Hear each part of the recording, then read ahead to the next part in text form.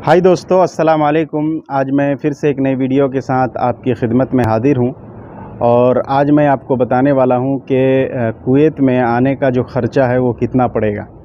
अभी जो टाइम चल रहा है 2022 का, इस वक्त अगर आप कुवैत आते हैं तो आपका ख़र्चा कितना पड़ जाएगा, है ना। तो इसके ऊपर पूरी वीडियो होगी, लेकिन वीडियो को स्टार्ट करने से पहले रोज़ाना की तरह आपसे एक ही रिक्वेस्ट करूँगा कि अगर आप मेरे चैनल में नए हैं तो प्लीज़ इस चैनल को सब्सक्राइब कर लें, और अगर आप मेरे वीडियो को फेसबुक पेज में देख रहे हैं तो इस पेज को भी फॉलो करें, लाइक करें और शेयर भी कर दें। तो चलिए अपनी वीडियो को स्टार्ट करता हूं। तो कुवैत आने का जो ख़र्चा है वो मैं आपको पूरा डिटेल्स में बताने वाला हूं, तो वीडियो को आप पूरा देखिए, स्किप मत कीजिए। मैं हर एक चीज़ के बारे में बताएंगे और एक एक चीज़ के बारे में बताऊंगा कि कुवैत आने में एक एक चीज़ का ख़र्चा कितना पड़ जाएगा आपका, है ना। और कुवैत आने के लिए कितना चीज़ करना पड़ता है, मतलब क्या क्या काम करना पड़ता है, वो सब सारा चीज़ बताऊंगा। तो वीडियो को पूरा देखना पड़ेगा। अगर आप मेरी वीडियो अगर देखते हैं और अगर मेरी बात को समझना चाहते हैं तो आपको वीडियो पूरा देखना है। तो पहली बात है कि आपको सबसे पहले जो कुवैत आएंगे आप, तो उसके लिए आपको वीज़ा की ज़रूरत पड़ेगी, जो कि कुवैत का जो वीज़ा है, अगर आप कंपनी में आते हैं तो 18 नंबर वीज़ा मिलेगा आपको। और उस वीज़ा का जो कॉस्ट है, उस वीज़ा का जो ख़र्चा है ना, तो एक्चुअली अगर कंपनी में अगर आते हैं तो वो वीज़ा का ख़र्चा नहीं है ना। वो ख़र्चा कंपनी उठाती है और वो पूरा ख़र्चा कंपनी देती है। ऐसा नहीं है, बहुत लोग सोचते हैं कि वीज़ा फ्री में मिल जाता है, लेकिन फ्री में नहीं निकलता है। अगर यहाँ से भी वीज़ा निकालने जाएंगे तो अच्छा खासा उसका भी पैसा लगता है ना। और ऊपर से अगर आपको कोई किसी ऑफिस से आते हैं या फिर आप एजेंट के थ्रू से आते हैं तो वो तो पैसा लेगा ही लेगा आपसे, है ना। लेकिन जो ऑफिस वाले आपको जो वीज़ा देते हैं वो फ्री ऑफ कॉस्ट कंपनी देती है उनको। कंपनी उनकी तरफ से कोई पैसा नहीं लेती है ना, क्योंकि कंपनी को ज़रूरत होती है तो वो किसी से पैसा वैसा नहीं लेती है, बस उसको आदमी चाहिए। तो सबसे पहला जो है वीज़ा का जो ख़र्चा हो जाता है, कम से कम 20-25 हज़ार रुपया वीज़ा का लग जाता है, जो कि ऑफिस वाले या फिर एजेंट सब लेते हैं, है ना। आप मान के चलिए 20 हज़ार या 25 हज़ार ऐसे मान के चलिए। दूसरे नंबर पे जो ख़र्चा है वो वीज़ा स्टाम्पिंग का है। और दूसरे नंबर में जो ख़र्चा है वो वीज़ा स्टाम्पिंग का होगा आपका, है ना। जो कुवैत एम्बेसी से जो आपका वीज़ा स्टाम्प होगा कि हाँ ये बंदा जो भी काम पे जा रहा है ठीक ठाक है, तो आपका वीज़ा जो स्टाम्पिंग होने जाएगा उसका ख़र्चा कम से कम वही 8 से 10 हज़ार लगता है।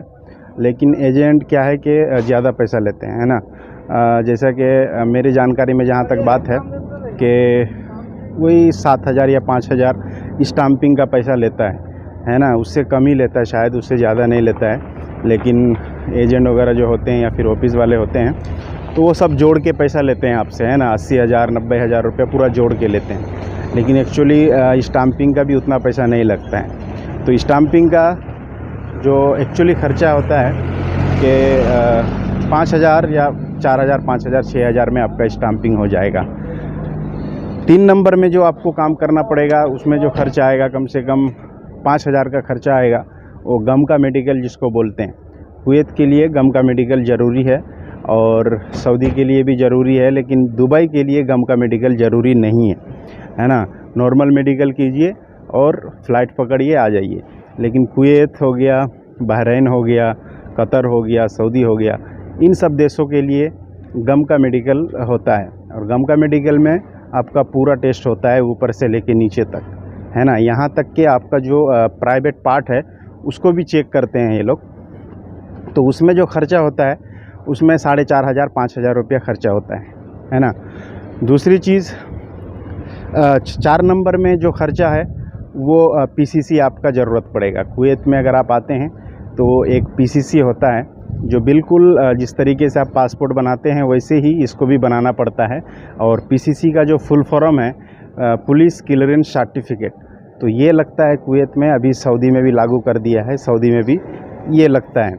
तो पीसीसी भी लगता है कुवैत आने के लिए। तो पीसीसी में आपका ख़र्चा वही 1500 रुपये अप्लाई करने का लगेगा। और बाकी जो इधर उधर जो ख़र्चा होता है मान लीजिए, है ना, क्योंकि पासपोर्ट जैसे बनाते हैं तो कुछ थाना में देना पड़ता है पैसा, ताकि काम हो जाए, फिर कुछ ये लेकिन जो एक्चुअली ख़र्चा है वो 1500 रुपया ख़र्चा होता है अप्लाई करने का, बाकी और कोई ख़र्चा नहीं है। तो कुवैत आने के लिए अगर देखा जाए तो बहुत कम पैसे में आ जाएंगे, लेकिन क्या है कि इधर पैसा देना पड़ता है, उधर पैसा देना पड़ता है, जिसकी वजह से क्या है कि घूस वगैरह के चक्कर में है ना पैसा हम लोगों का ज़्यादा लग जाता है। तो आप मैक्सिमम यही मान के चलिए कि अगर आप कुवैत आते हैं तो आपको 80,000 90,000 रुपया आपको लग सकता है कुवैत आने में। और दुबई वगैरह अगर आप जाते हैं तो उसमें और आपका ख़र्चा कम पड़ेगा, है ना। कुवैत में क्योंकि स्टाम्पिंग वगैरह होता है, पीसीसी वगैरह होता है, तो जिसकी वजह से पैसा थोड़ा ज़्यादा लगता है। और सबसे इम्पोर्टेंट बात यह है कि अगर आप पढ़े लिखे हैं तो आपका इमिग्रेशन नहीं होगा, तो आप तो कम पैसा ही में आ जाएंगे। और अगर आप पढ़े लिखे नहीं हैं, मतलब 10th पास नहीं है, तो आपका फिर इमिग्रेशन होता है और उसमें भी कम से कम 10,000 12,000 रुपया उसका भी लगता है। तो टोटल आप ख़र्चा मान के चलिए, अगर कुवैत आना चाहते हैं इस टाइम पे तो 80-90 हज़ार मान के चलिए। नॉर्मली अगर कोई कंपनी में आते हैं या फिर आपका मान लीजिए कोई आप किसी भी ट्रेड में आ रहे हैं, एसी हो गया, एसी मैकेनिक का हो गया, या फिर कारपेंटर हो गया, है ना, आप ड्राइवरिंग में आ गए, तो ये मान के चलिए कि 80-90 हज़ार में आपका काम हो जाएगा और हो जाना चाहिए भी। और अगर उससे ज़्यादा कोई पैसा ले रहा है, 1,20,000 ले रहा है ना, 1,10,000 ले रहा है, तो ये आपसे बहुत ज़्यादा पैसा ले रहा है ना। तो जब भी आप किसी एजेंट या किसी ऑफिस के थ्रू से आएंगे तो आप बहुत ध्यान से आइए, और अगर ज़्यादा पैसा मांगता है तो आप उनसे सवाल करिए कि इतना पैसा का चीज़ का, है ना, पूछिए, क्योंकि आप पैसा दे के आ रहे हैं, फ्री में नहीं आ रहे हैं, है ना। तो आप सवाल करने से पीछे मत हटिए। आप जब सवाल करना छोड़ देंगे तो आपसे मतलब पैसा वो ले सकता है, आप उसकी मर्ज़ी रहेगी। और जब आप सवाल करेंगे तो वो सोचेगा आपसे पैसा ज़्यादा मांगेगा, तो उससे पहले उसको सोचना पड़ेगा कि कहीं ये पूछ ना ले, है ना। तो आप सवाल करने से पीछे ना रहें। और मैं आपको बता दिया कि अगर आप कुवैत आते हैं 80,000 90,000 में अगर आप आ जाते हैं तो बहुत अच्छी बात है। और अगर उससे ज़्यादा आपका पैसा लगता है ना, उससे ज़्यादा अगर आपका पैसा लगता है, बहुत सारे लोग ऐसे हैं जो कोई 1,10,000 दे के आते हैं, कोई 1,20,000 दे के आते हैं, कोई 1,30,000 दे के आते हैं, है ना। और सिर्फ कुवैत ही का नहीं, अगर सऊदी भी जाते हैं, दुबई कतर भी जाते हैं, या बहरीन जाते हैं, ओमान जाते हैं, तो क्या है कि अगर आप 80,000 90,000 में आपका काम पूरा हो जाना चाहिए, समझे। और टिकट वगैरह सारा चीज़ का हो जाना चाहिए। मैंने टिकट का भूल गया, टिकट का भी वैसे ही लगता है कि अगर आप अल जज़ीरा से आते हैं, है ना, कुवैत, अगर आप अल जज़ीरा एक एयरवेज़ है, अगर अल जज़ीरा से आते हैं तो उसका फ़्लाइट का कम है रेट, इंडिगो से आते हैं तो उसका भी कम है, सस्ता रेंट है। और अगर आप कुवैत एयरवेज़ से आते हैं तो वो थोड़ा ज़्यादा लगता है, 22-23 हज़ार, कभी 26 हज़ार, कभी 24 हज़ार लग जाता है। मैं जिस वक्त आया था कुवैत एयरवेज़ में मैं आया था, और उस वक्त उसका लगा था 24 हज़ार कुछ रुपया लगा था मेरा टिकट का सिर्फ।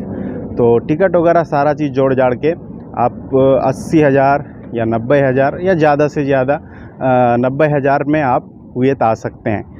कुवैत, सऊदी, बहरीन, ओमान, ये सब जगह जा सकते हैं। मेरा एक दोस्त रिसेंटली गया है, सऊदी गया है, तो उसके पास से पैसा बहुत ज़्यादा ले लिया एजेंट ने, है ना। उसके पास से,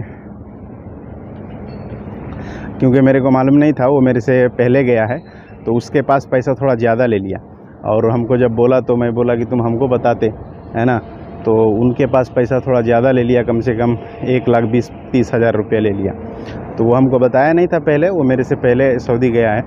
तो आप जब भी आए, किसी भी ऑफिस के थ्रू से आएँ, तो अपना रेट कंफर्म कर ले। और 80,000 90,000 रुपया बहुत ज़्यादा होता है। इतना रुपया अगर आप देकर आते हैं तो ठीक है, इससे ज़्यादा आप देकर मत आइए, है ना। तो अगर आपको वीडियो अच्छी लगती है तो इस वीडियो को लाइक करें, शेयर करें और कमेंट भी कर दीजिए। तो चलिए अपनी बात को यहीं से ख़त्म करता हूँ। अस्सलाम वालेकुम, थैंक यू।